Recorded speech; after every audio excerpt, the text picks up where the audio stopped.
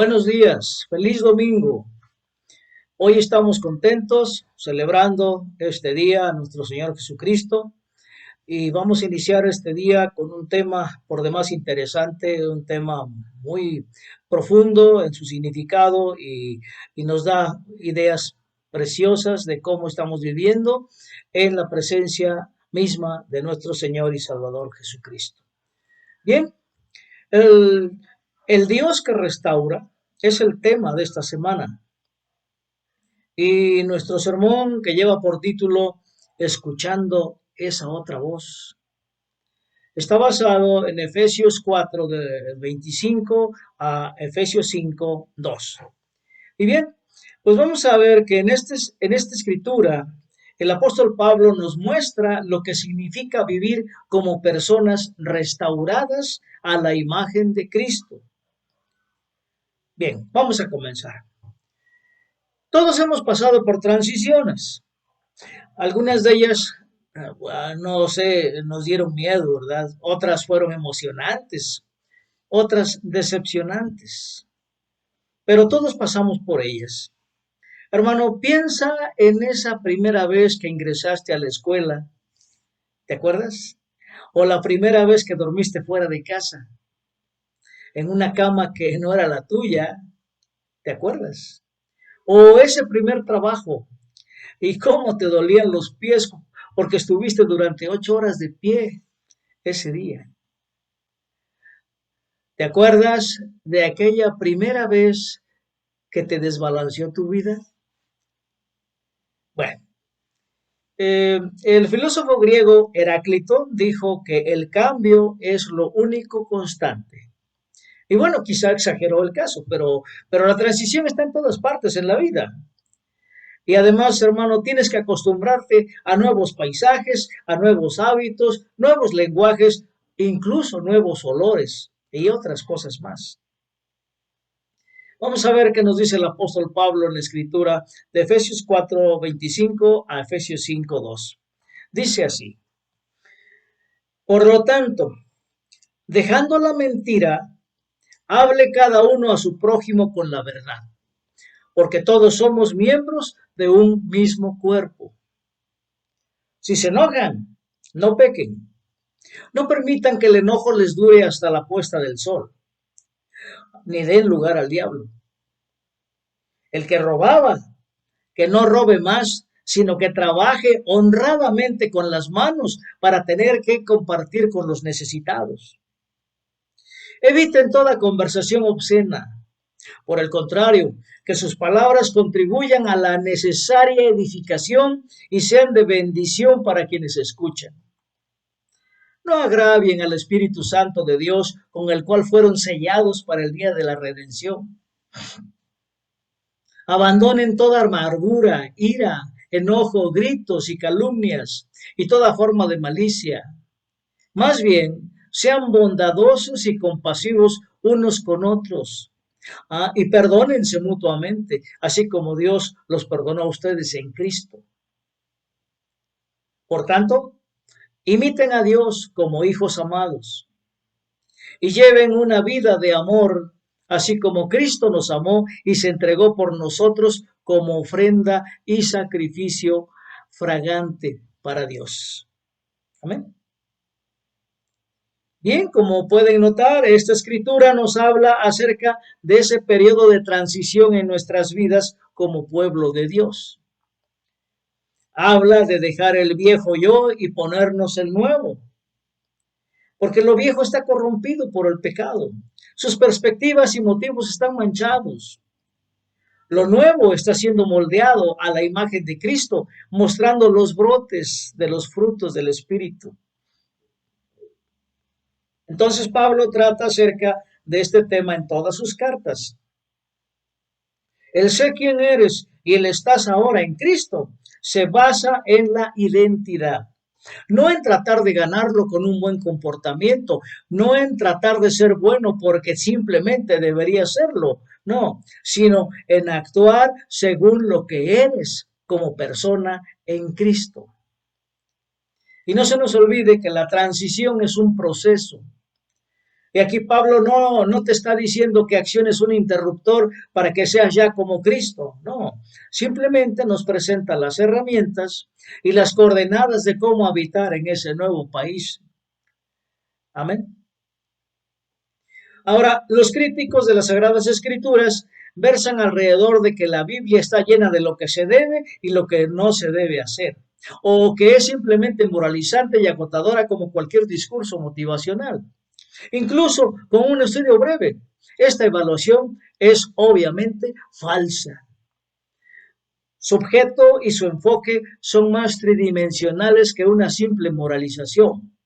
Pablo no solo da el qué, sino el por qué, y no solo comportamientos, sino la lógica detrás de ellos. Vamos a ver algo muy importante antes de analizar la escritura de hoy, y es Efesios 4:17, que dice así: así que les digo esto y les insisto en el Señor, no vivan más con pensamientos frívolos como los paganos. Subrayamos esa palabrita. Hermano, ¿notas un detalle sutil que podemos pasar por alto fácilmente? Los efesios eran una audiencia gentil, no judía.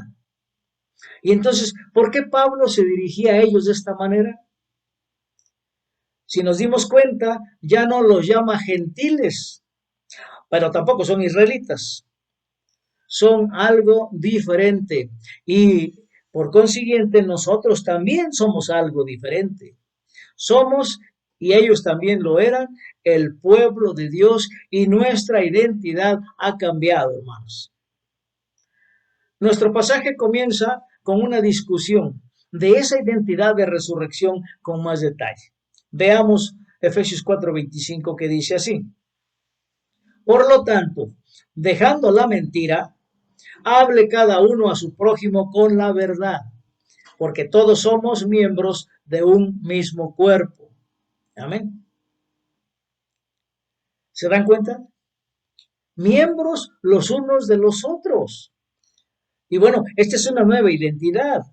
Pablo no solo está señalando esta realidad, sino que les dice la razón que hay detrás.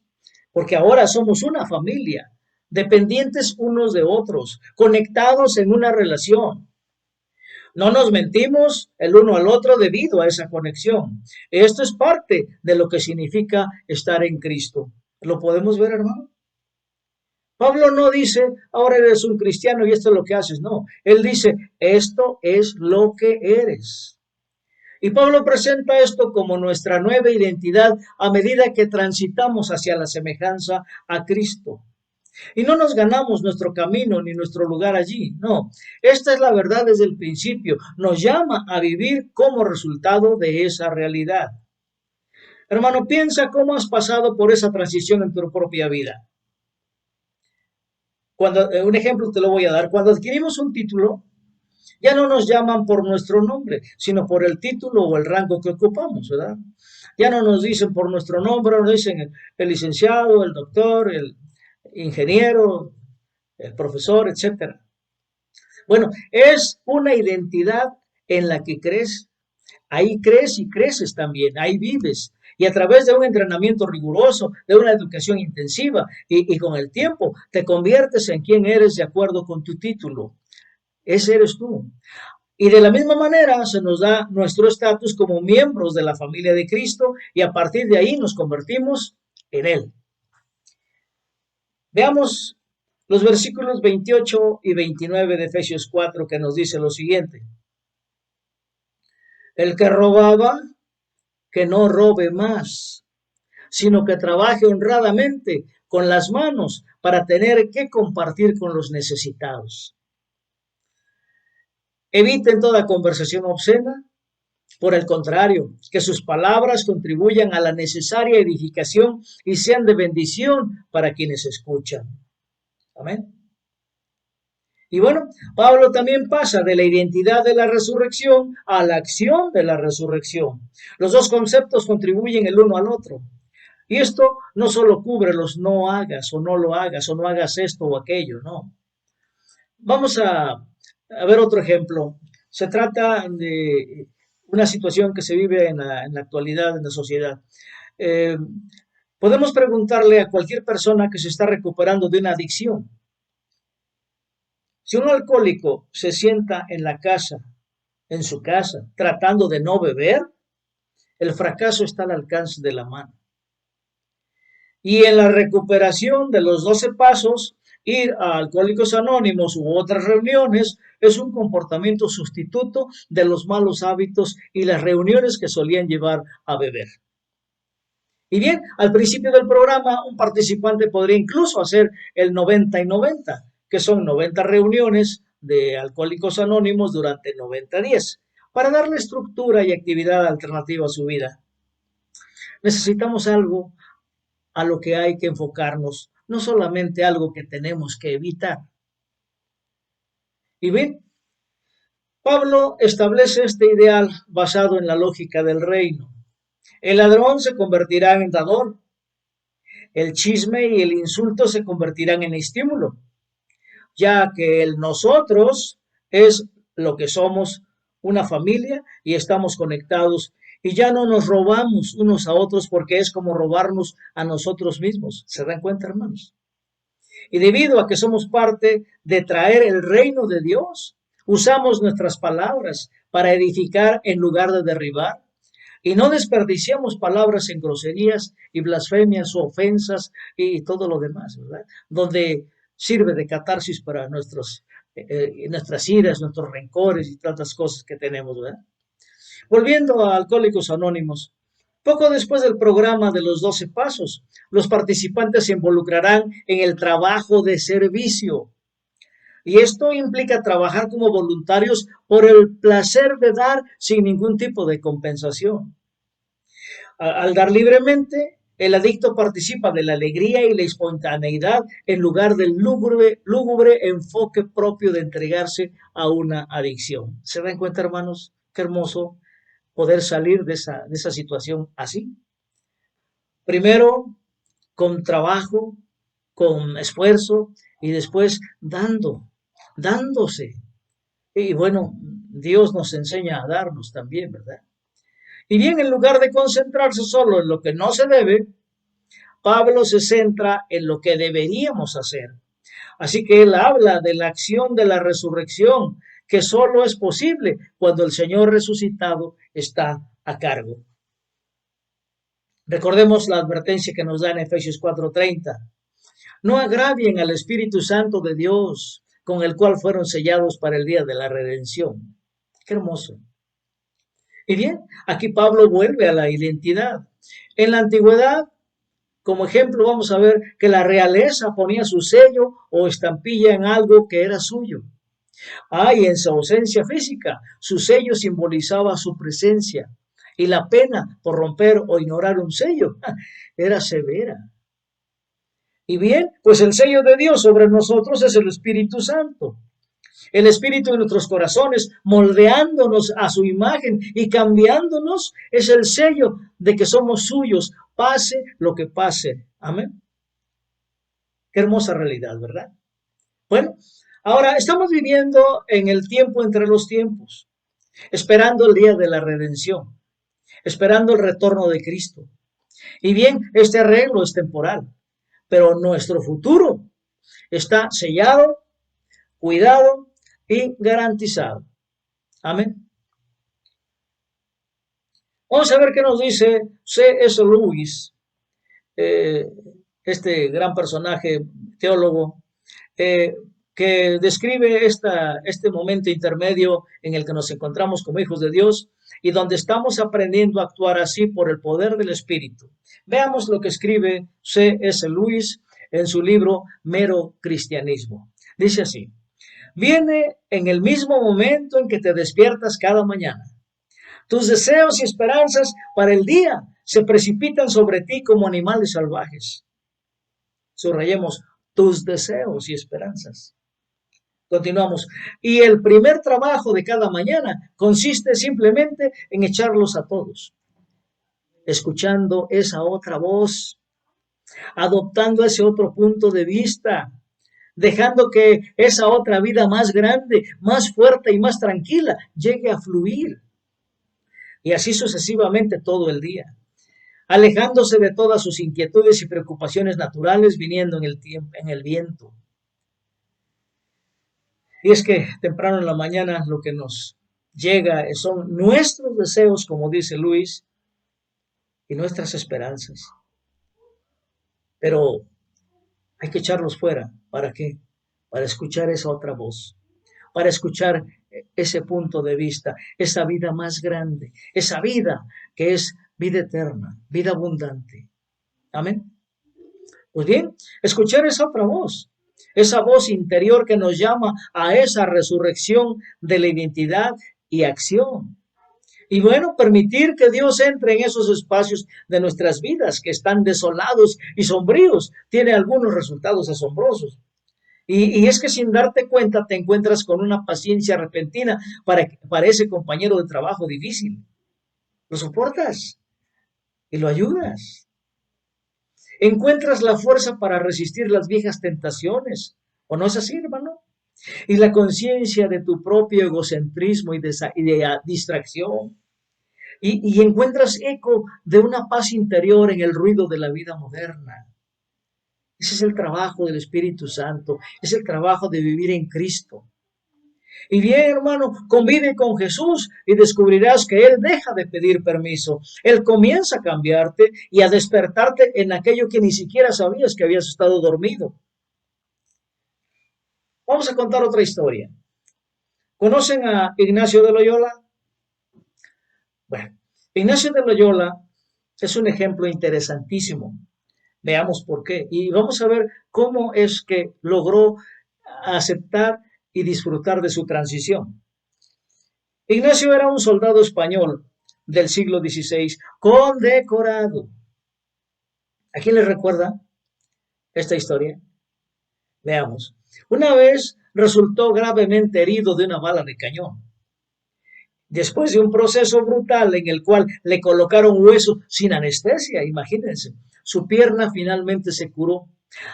Pero en un ángulo extraño que no le permitía verse tan bien como quería con sus atuendos ornamentales de soldado, ¿verdad? Sus insignias y todo lo demás. ¿Y qué creen que hizo? Ordenó que le volvieran a romper la pierna y la reacomodaran para poder caminar sin cojear y así lucir impresionante con sus botas de soldado. Y bien, aquí viene lo bueno. Mientras se recuperaba, comenzó a leer los libros sagrados en el hospital porque eso era todo lo que tenían ahí. Y descubrió que leer sobre la vida de los santos y sobre Jesús le daba un gozo y una satisfacción que sus propios sueños de fama y gloria nunca le dieron. ¿Se dan cuenta? Así que lentamente comenzó a escuchar esa otra voz. Y cuando su pierna se curó de la fractura, su espíritu comenzó a curarse de su vanidad. Finalmente dejó el lugar donde estaba convaleciendo y todavía caminaba cojeando. Y se convirtió en uno de los santos más grandes de la historia europea. Y bien, lo absurdo e insaciable de su ego lo llevó literalmente a romperse algunos huesos y a arriesgar su propia vida en procedimientos médicos. Fue solo en ese lugar oscuro que finalmente comenzó a escuchar esa otra voz que lo alejaba del Dios más cruel de todos, el yo. Amén. Bien, para ir terminando, hermanos, vamos a leer Efesios 5 del 1 al 2 que dice así. Por tanto, imiten a Dios como hijos muy amados y lleven una vida de amor, así como Cristo nos amó y se entregó por nosotros como ofrenda y sacrificio fragante para Dios. Amén. Hermanos, ¿para qué hacer todas estas cosas? ¿Por qué unirse a la lucha por escuchar esa otra voz? ¿Saben por qué? Porque tenemos un título. ¿Cuál es? Somos hijos amados. Y bien, no se estudia ni se aprende esto o aquello para convertirse en hijos amados, no. Actúas como hijo de Dios porque eres hijo de Dios en Cristo. Y tu estatus real inicial es desde donde todo parte. Recordemos que fuimos adoptados desde antes de la fundación del mundo, hermanos. Y el siguiente paso, como dice Pablo, es que seas quien eres, que imites a quien te hizo quien eres. ¿Lo reconocen, hermanos? ¿Saben quiénes son en Cristo? ¿Saben quién hizo que fueran ustedes lo que son? Hijos amados de Dios. Cristo Jesús. Y bien, la conversión es un proceso que dura toda la vida. Y en la actualidad podemos tomar la decisión inicial de ser salvos. Una buena decisión. Pero nos vamos a perder de todo el proceso del viaje. Y la verdad es que se necesita toda una vida para ablandar los corazones, deshacerse de nuestros hábitos mundanos y abrazar nuestra identidad de resurrección. Ah, pero Jesús es esa otra voz que nos llama, no con una moralidad suave, sino con una invitación, hermanos, una invitación a la mejor vida, a la vida más libre, esa vida como se planeó que fuese desde el principio y desde antes de la fundación del mundo.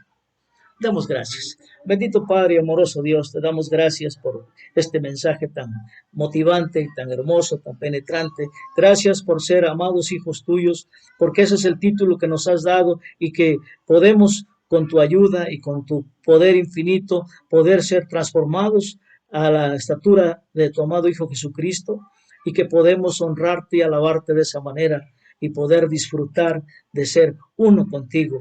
En el nombre de Jesús. Amén.